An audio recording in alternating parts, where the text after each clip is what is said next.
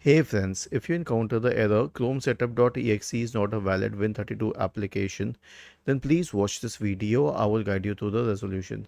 Now see, here's the interesting thing. This application does not exist on the Microsoft Store since Google is Microsoft's rival.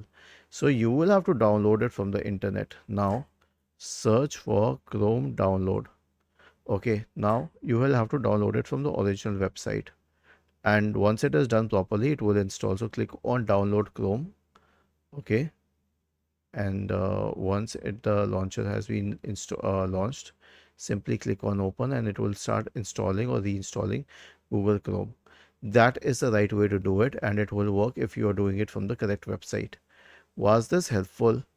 If yes, then please subscribe to the channel. If not, then let us know in the comment section of the video on how we could help you further.